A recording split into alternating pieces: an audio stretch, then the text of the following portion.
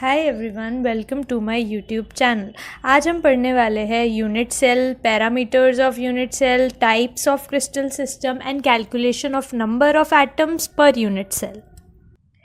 Crystal lattice और space lattice, lattice site और lattice point, unit cell. तो इन सब की एक बार डेफिनेशन देख लेते हैं।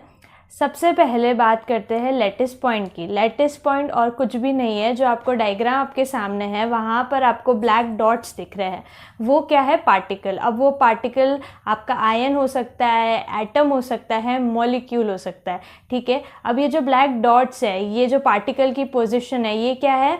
लैटिस पॉइंट है या फिर लैटिस साइट है, राइट। अब इस लैटिस पॉइंट का रेगुलर अरेंजमेंट, इस 3 डायमेंशनल अरेंजमेंट को हम क्या बोलते हैं? क्रिस्टल लैटिस या फिर स्पेस लैटिस।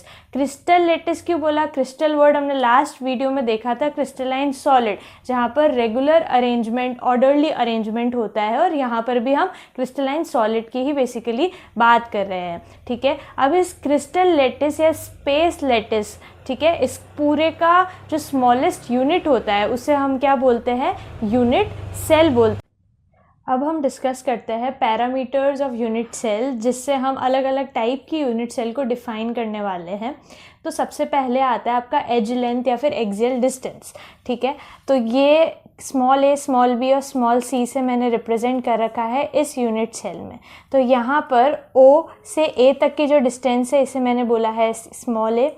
ओ से बी तक की डिस्टेंस को बोला है ये स्मॉल बी, और ओ से सी तक की डिस्टेंस को बोला है स्मॉल सी, ठीक है।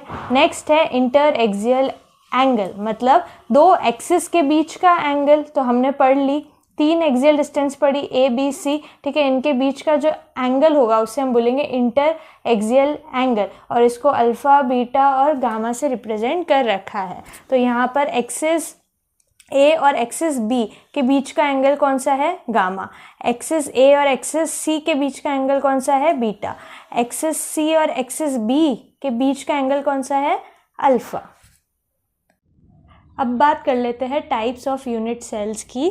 इसके 2 टाइप्स है, first one is primitive and second one is non primitive और सेंटर्ड यूनिट सेल, ठीक है। प्रिमिटिव यूनिट सेल में क्या होता है कि यहाँ पर एक सेल मैंने लिया है, आप इस क्यूब को अपने रूम की तरह इमेजिन कर सकते हैं। टोटल आपके रूम में अपर फेस पे होते हैं 4 कॉर्नर्स और लोअर फेस पर भी होते हैं 4 कॉर्नर्स। तो प्रिमिटिव सेल में क्या होता है कि हर एक कॉर्नर पर टोटल कितने हो गए? 8 कॉर्नर्स पर आपके पार्टिकल्स प्रेजेंट होते हैं। अब वो पार्टिकल आयन, मॉलिक्यूल या एटम में से कुछ भी हो सकता है, तो वो क्या हो गया? Primitive unit cell. Second one is non primitive और सेंटर्ड यूनिट सेल। अब ये 3 तरीके के हैं, BCC, FCC और end face centred unit cell. One by one हम इसे देखते हैं। बॉडी सेंटर्ड यूनिट सेल में क्या होता है? नाम में ही लिखा है बॉडी सेंटर, मतलब एक जो आपका पार्टिकल है वो कहाँ होगा? बॉडी के सेंटर पर। यहाँ पर आप देख सकते हैं कि ये जो पार्टिकल है ये बॉडी के सेंटर पर शो करके मैंने दिखा रखा है, ठीक है। और बाकी 8 आपके पार्टिकल्स जो है लैटिस पॉइंट है वो कॉर्नर्स पर तो होने ही है, ठीक है। फिर आता है फेस सेंटर्ड यूनिट सेल।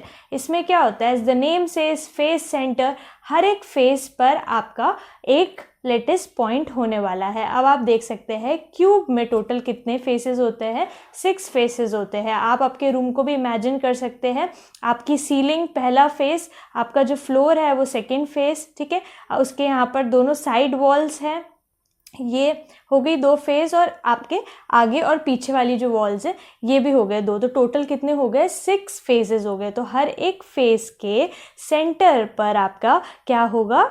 एक लैटिस पॉइंट होने वाला है, ठीक है। तो यहाँ पर कॉर्नर्स पे कितने हैं? 8 लैटिस पॉइंट, और फेस सेंटर पे कितने हैं? 6 लैटिस पॉइंट, ठीक है।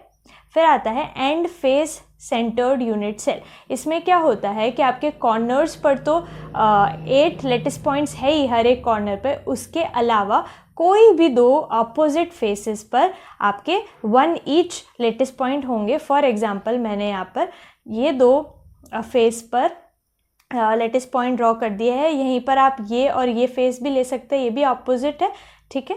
तो कोई भी 2 अपोजिट फेस पर आपके लैटिस पॉइंट्स होंगे इसमें, ठीक है। ये हो गया and face centred unit cell.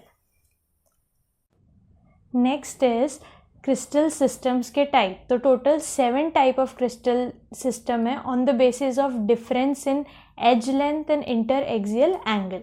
ठीक है, तो उसमें सबसे पहले हम देखेंगे क्यूबिक। क्यूबिक में क्या होता है कि आपकी एज लेंथ तीनों की तीनों क्या होती है, इक्वल होती है, और यहाँ पर जो एंगल है इंटर एक्सियल एंगल जो हमने अभी डिस्कस किया था वो भी तीनों इक्वल होते हैं और तीनों के तीनों 90 डिग्री के बराबर होते हैं।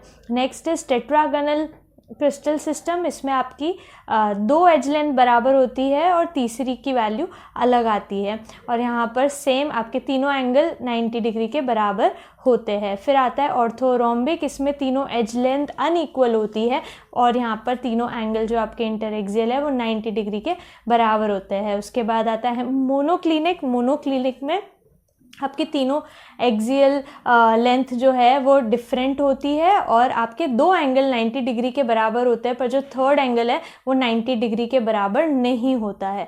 फिर आता है ट्राइक्लिनिक क्रिस्टल सिस्टम। ये मोस्ट अनसिमेट्रिकल क्रिस्टल सिस्टम है। रीज़न क्या है कि आपकी तीनों के तीनों एज लेंथ यहाँ पर अनइक्वल है और तीनों के तीनों आपके बॉन्ड एंगल जो है वो भी अनइक्वल है, इसलिए मोस्ट अनसिमेट्रिक क्रिस्टल सिस्टम हमारा ट्राइक्लिनिक है। उसके बाद आता है हेक्सागोनल क्रिस्टल सिस्टम। इसमें आपकी 2 एज लेंथ बराबर है और एक जो है ये अलग है। फिर उसके बाद इसका एंगल है तो अल्फ़ा और बीटा एंगल 90 डिग्री के बराबर है, 2 एंगल सेम है, और तीसरा जो एंगल है वो 120 डिग्री है। फिर आता है लास्ट रोम्बोहेड्रल या ट्रायगोनल। इसमें आपके तीनों एज लेंथ बराबर है और आपके तीनों एंगल बराबर है, पर ये तीनों एंगल बराबर तो है पर 90 डिग्री के बराबर नहीं है। तो इन सातों के सातों को याद करने की ट्रिक है क्यूट आवर मदर। तो इससे आप याद कर सकते हैं क्यूट का यहाँ पर CU से आपका क्यूबिक हो गया, TE से टेट्रागोनल हो गया, R से आ गया orthorhombic,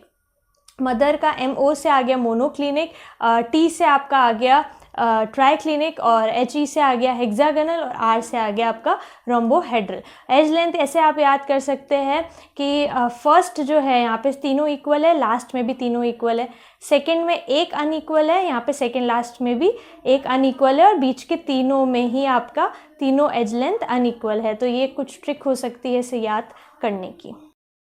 This is the diagrammatic representation of the 7 crystal systems.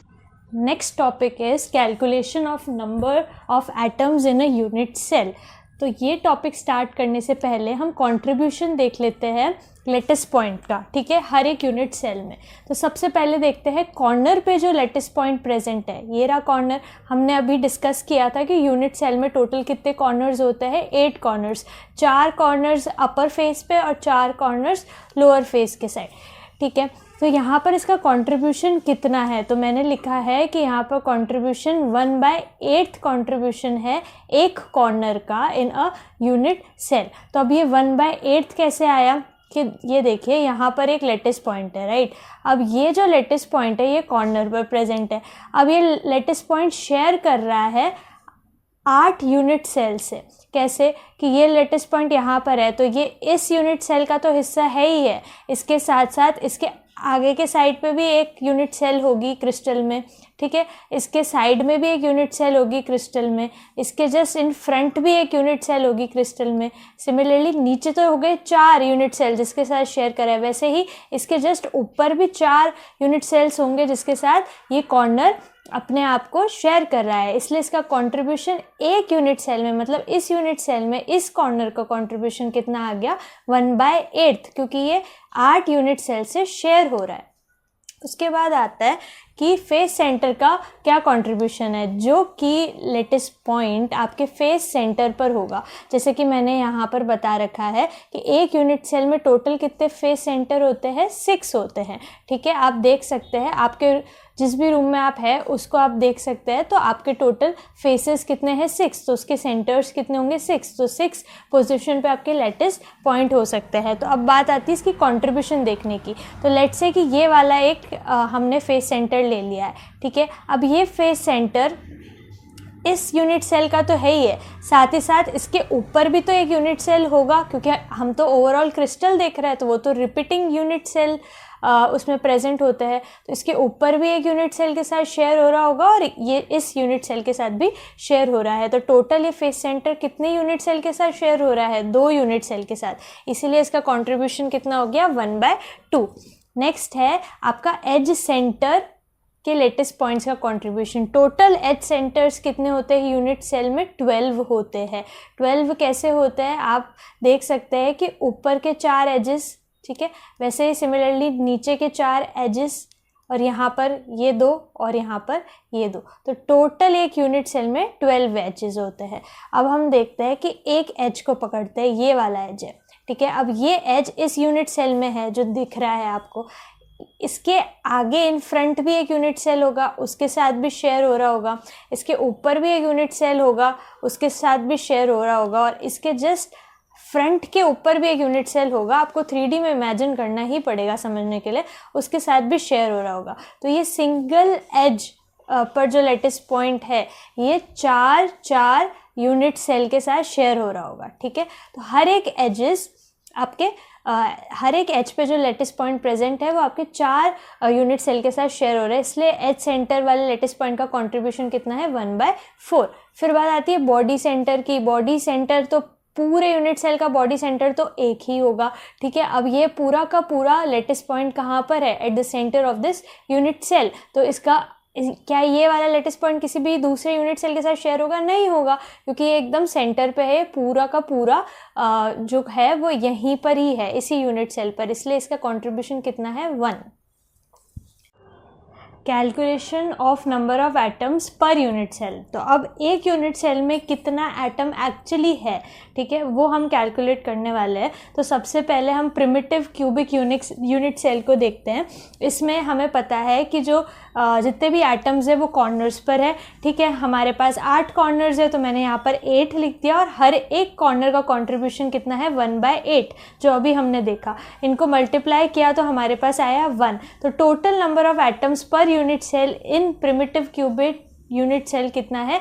1 atom है एक्चुअल में टोटल, ठीक है। दिखने को तो हमें दिख रहे हैं कि 8 लेटेस्ट पॉइंट्स है, पर after effective contribution to a single unit cell हमने क्या देखा कि यहाँ पर जो Z है, जो कि total number of atoms per unit cell है, वो कितना है? 1। Similarly BCC body centred cubic unit cell में हमने देखा था कि यहाँ पर बॉडी सेंटर पे एक लेटेस्ट पॉइंट होता है और 8 कॉर्नर्स पे होते हैं।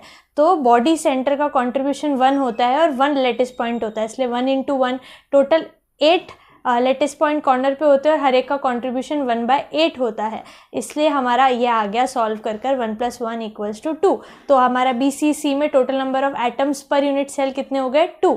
FCC की बात करें तो 8 लेटेस्ट पॉइंट्स आपके कॉर्नर्स पे होते हैं और 6 आपके फेस पे होते हैं, ठीक है। अब फेस टोटल कितने हैं? 6 लेटेस्ट पॉइंट फेस पर है, और हर एक फेस के लेटेस्ट पॉइंट का कंट्रीब्यूशन कितना है? 1/2 प्लस 8 कॉर्नर पर है इंटू 1/8 उसका कंट्रीब्यूशन है हर एक लेटेस्ट पॉइंट एट कॉर्नर का, तो हमारे पास आ गया 3 + 1 = 4 number of atoms present in per unit cell of FCC lattice. Similarly end centred unit cell की बात करें तो कोई भी 2 ऑपोजिट फेस पर, यहाँ पे लेट से हमने ये फेस बता दिए, कोई भी 2 ऑपोजिट फेस पर आपके लेटेस्ट पॉइंट होते हैं, हर एक का फेस का कंट्रीब्यूशन 1/2 होता है।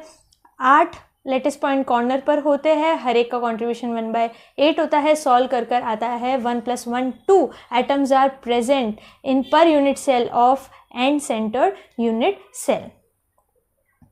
नेक्स्ट वीडियो में हम कंटिन्यू करेंगे close packed structure, number and position of voids. Thanks for watching the video.